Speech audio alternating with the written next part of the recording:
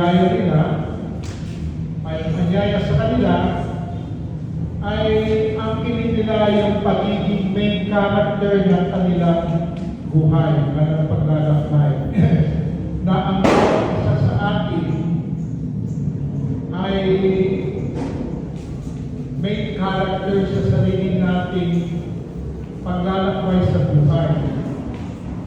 Ang layunin ng ating paglalakbay ay hindi yung galing sa ating sarili, kundi galing sa Diyos. Kung ating titingnan, ito ay isang anyaya na patibayin, palalimin natin ang ating tipan sa Panginoon.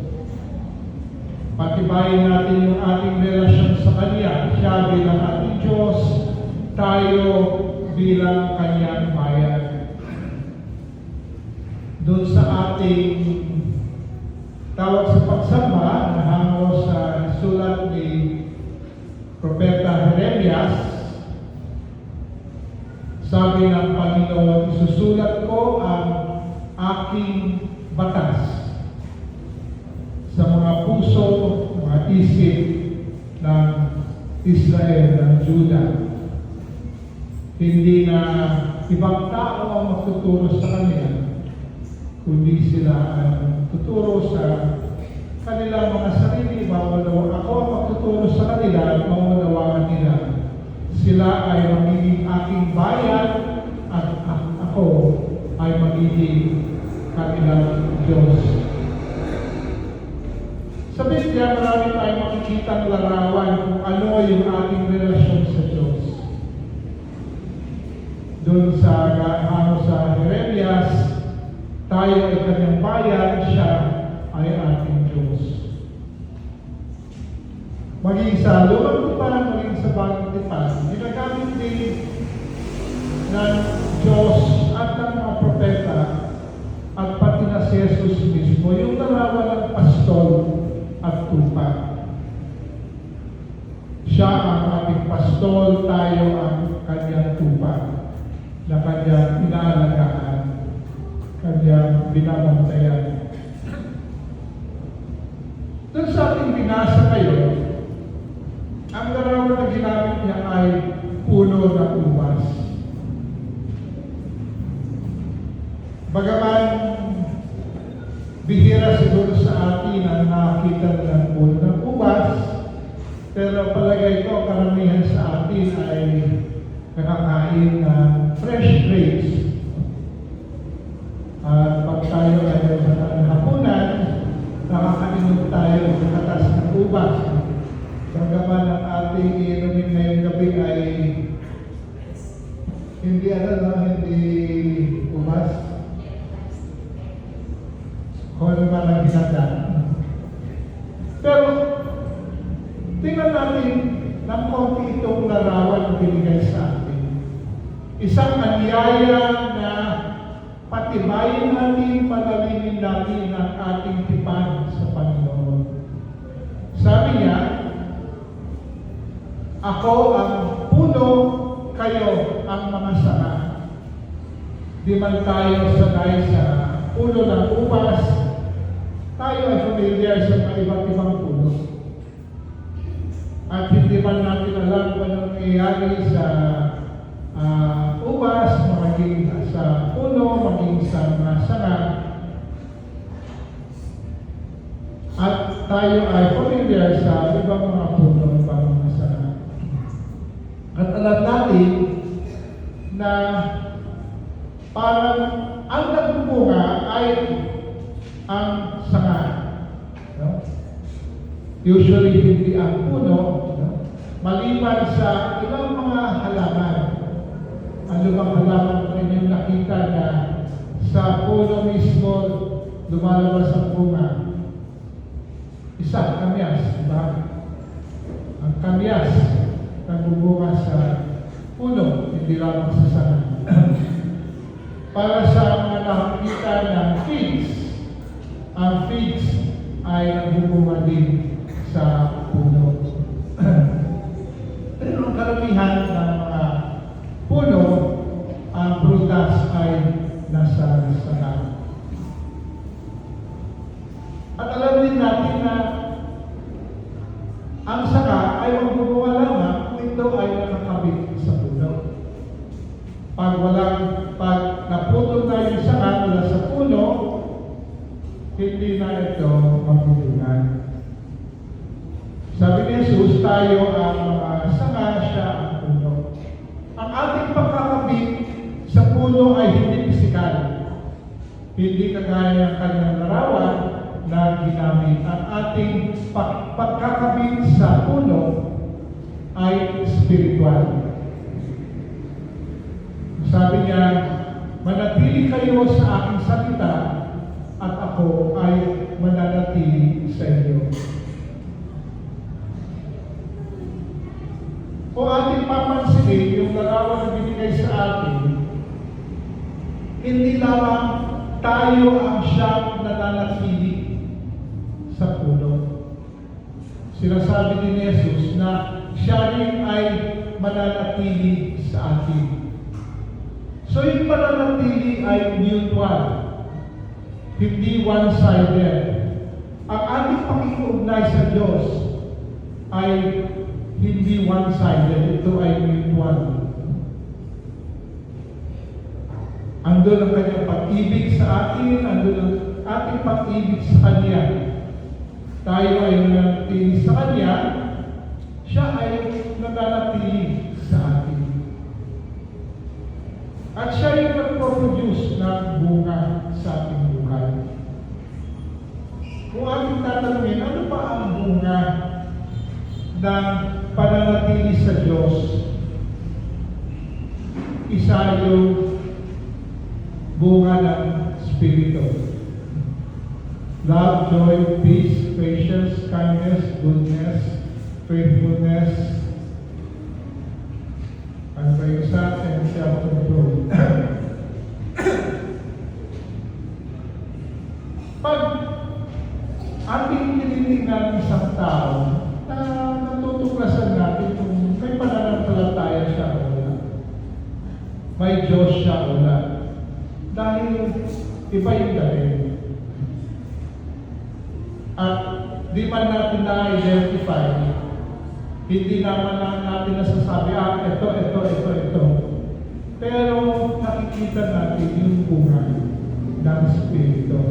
Yung bunga ng pananatili natin sa Diyos. Ang isang bunga ng ating pakikiugnay sa Diyos ay tayo ay nakakaroon ng, diba ang bunga ay kung ano yung puno. Ang mangga ay ang bunga ng mangga. Ang kainito ay ang bunga ng kainito. Tayo ay ang bunga ng kapwa manampalataya. Dahil bilang mga nakakabit sa Panginoon, tayo ay mga manampalataya. So isang bunga na inaasahan sa atin ay yung mga ibang manampalataya.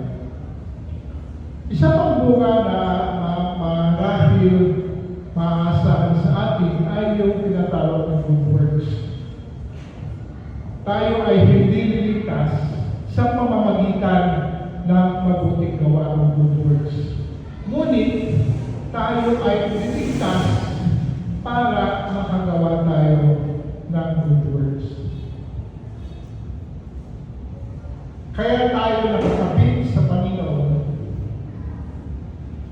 ito ay magbubunga ng mabuting gawa sa ating buhay.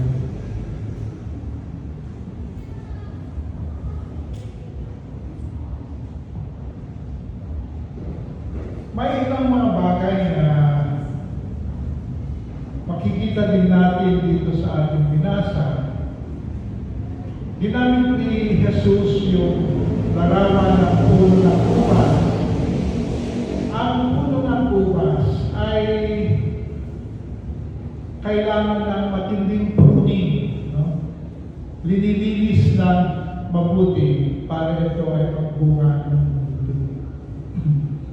Tinatanggalan yung ng mga dahon, tinatanggalan yung mga maliit na sanga na nakaka-absorb ng nutrient.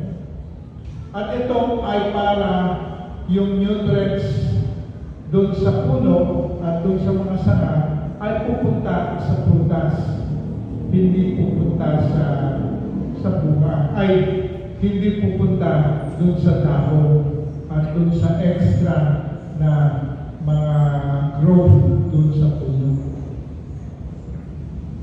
Hindi ko alam kasi hindi naman ako agriculture. Actually, golden star kami ni Vida. Wala nagsusurvive na tanim. Pero, meron yan na eksperimento sa mangga na pag pruned nila, ito ay nakubungan mas madami. Pero hindi ako sure dun sa experiment.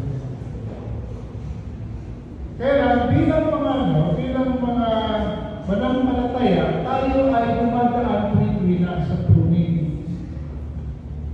May mga paraan para tinatanggal ng Diyos yung mga bagay sa buhay natin na nag-aagaw ng atensyon. Imbis na yung atensyon ay para dun sa pagbubunga, ang atensyon ay napupunta sa mga bagay na napapalihis ang ating atensyon.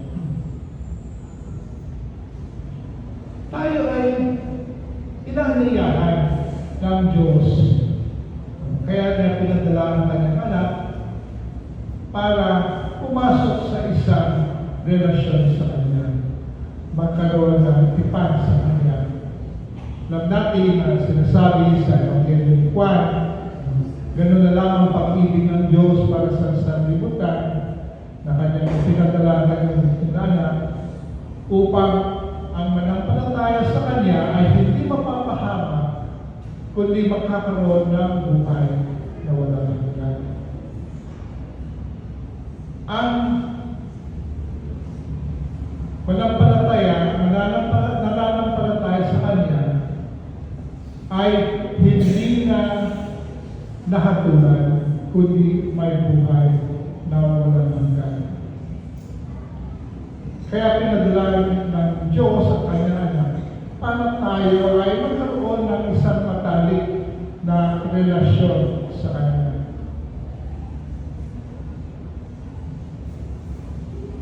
Kaya ang isang larawan na ating nakikita sa ating relasyon sa Biblia, sa ating relasyon sa Panginoon, ay relasyon na magkasintahan o mag-asawa. Maalala ko nung sinagot ako ni Vida, biglang nadama ko yung pag-shift ng relasyon. Dati magkakilala lang kami. Siya yung, di ko lang alam kung financial secretary siya. Pero ako student pastor sa kanilang simbahan. Dahil student pastor, tuwing weekend yung aking allowance. So siya yung nag-aabot sa akin ng allowance at yung akong pinasasayang ako. So nung mahabang storya na hindi ko na itukwento sa inyo. Pero nung sinagot niya ako, bigla kong nadama yung pagbago ng relasyon namin. Hindi na lamang siya yung nagbibigay ng voucher sa akin, nag-aabot ng voucher at nalang sa akin. Siya yung naging ako ay kanya at siya ay naging akin. At damang-damang ko yun. At pag binabalikan ko aking mga karanasan, masasabi ko na nagdamang ko rin yung shift. No? Mula sa kilala ko ang Diyos, alam ko na iniingatan niya ako, nadama ko mula sa sapul yung sinasabing prevenient grace. yung grasya na gumagabay sa atin mula sa simulan. Biglang tinanggap ko ang Panginoon, biglang nagdaman yung shift na alam ko sa aking puso na ako ay Kanya at siya ay aking sa isang napakalalim, napakatalim na paraan.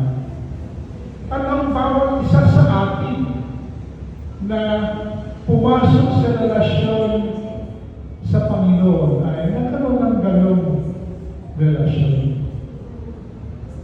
Hindi na lamang tayo kung sino-sino, kung kaibigan, tayo ay sa paggamit ng ibang larawan tayo ay naging kasintahan o naging asawa ng Panginoon.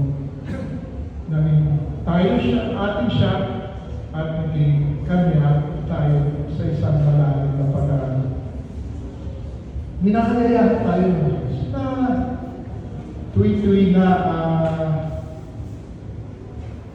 sariwain natin yung ating ipan. Sa mga kasal, di ba, yung mga iba ay yung pag-iipon pa lang ng mansari. Mga kabataan, sinaselebrate nila. Unang mansari, pangalawang mansari. Minsan yung mga iba, hindi na umaabot ng ika-anim na mansari ng panibago. The point is, para sa mga may mahalagang relasyon, sila celebrate yun. Yung anniversary ay pagkakataon, panahon para mag-celebrate. Ngayon, syempre, pag kinasal na tayo, hindi naman sari-mansari ang pinipila. Ang pinipila na natin ay yung anniversary. At pag dumami na, nagkakaroon tayo ng medyo special pag-take ng silver anniversary. At lalo-lalo na pag umabot pa ng golden anniversary, reenactment ng ating tipan noong 50 years ago. Kami ay 7 years ago yata. Tama ba? At saka na ako magbibilang. Pero ang ating covenant service ay isang pagkakataon na ma-celebrate natin yung ating relasyon sa Panginoon, bagabay yung mga pagtanggap natin sa Panginoon ay sa mga iba't ibang mga dates. Yung aking Christmas Institute baby ako. December 27, 1972.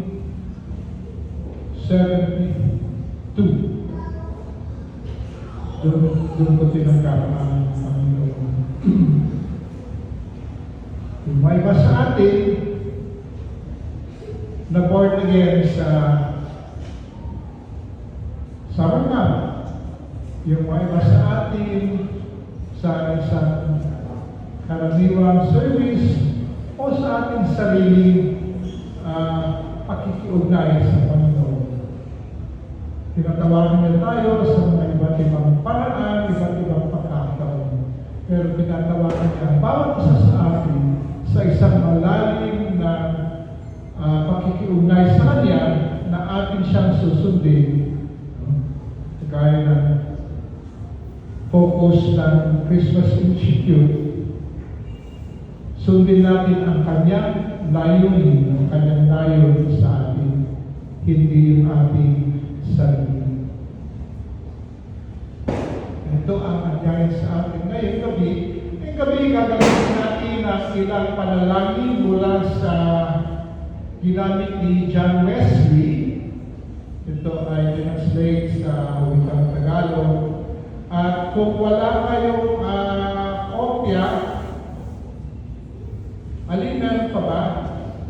Taas nyo yung kamay para meron kayong physical copy para ito ay inyong lalandaan. So sa mga wala pang kopya, taas ng kamay para mabigyan kayo ng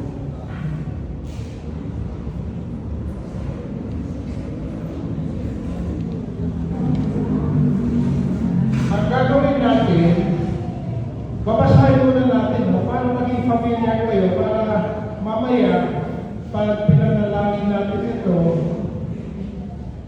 hindi na bago sa inyo.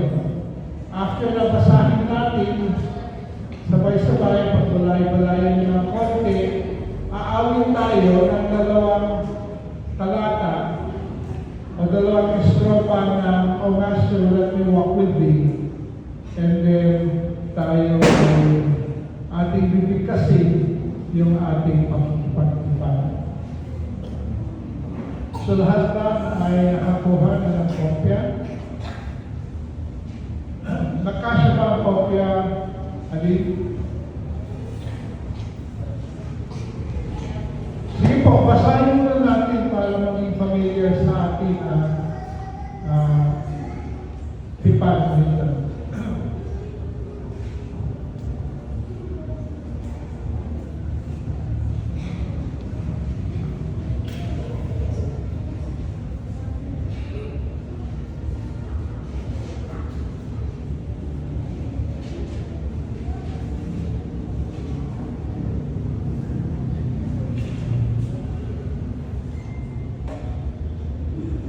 Sige, sabay-sabay natin basahin muna para maging pamilya tayo dito. Aking ayo mapagpakumbaba na tinatanggap si Kristo na tanging bago at buhay na daan at lubos na nakikipag-isa sa pinagluman ito sa Kanya. Aking ayo tinatanggap na bilang aking ulo at Panginoon. Aking ayo umiinawasi ang anumang aking kawalang halaga at sa puso pa na ikaw ang aking Panginoon, ang aking katotohanan. Aking ibiniwaksi ang aking pansarili na sa akin at tinatanggap ko ang iyong malalim na sa akin bilang aking batas. Ako kayo ay nagpagtupad sa iyo, Kristo, gawin mo ang aking kamalayan na katulad sa iyo sa pamamagitan ng iyong kagandahan loob. Aking pinararako na aking buhay o pagkatayan man ay hindi mo nakakapaghiwalay sa akin sa iyo. Aking ngayon isinusuot ang iyong pamato sa aking upang isa sa iyong basahin. Lahat ng iyong batas ay banal, matuwid at mabuti, kaya naman aking pinararako bilang sukatan ng aking mga salita, pag-iisip at gawa, at nagangako ang aking susunatan sa ayos sa aking buong buhay, ayos sa iyong tutulong, at tuwanan nilahan na makaligtas sa lahat ng aking paglalangan na bahagi ng aking tungkulin.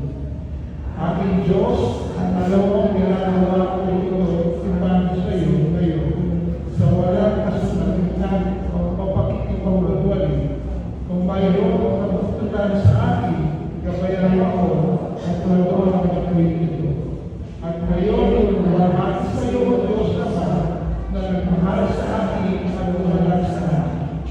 Lahat sa iyo, Diyos Ama, Yesu Kristo, na naghugas sa akin sa lahat ng aking kasalanan sa pamamagitan ng kanyang dugo. At ayos siya ang aking katubusan at ikapagligtas. Luwalhati sa iyo, Diyos sa Espiritu Banal, na sa pamamagitan ng iyong kapangyarihan ay pumugnay sa aking puso sa Diyos. Ang kapangyarihan Diyos, Ama, Anak at Espiritu Banal, ikaw ngayon ay aking kaibigan tipan, at ako bukan ng iyong walang hanggang kagandahan. Mangyari ang bahay ko sa akin. At sa aking pagkakataon ito, ang ginawa dito sa lupa, ay sa langit ang pagtitibayo na amin. So, bigyan ko kayo ng ilang sandali ng pagpulay-bulay sa ating nabasa. Medyo mahaba, maraming sinabi. Basically, ating sa pamamagitan ito, pamamagitan ng panalangin ito, sinasakit natin ang ating sarili, ang ating buhay sa pagpapasya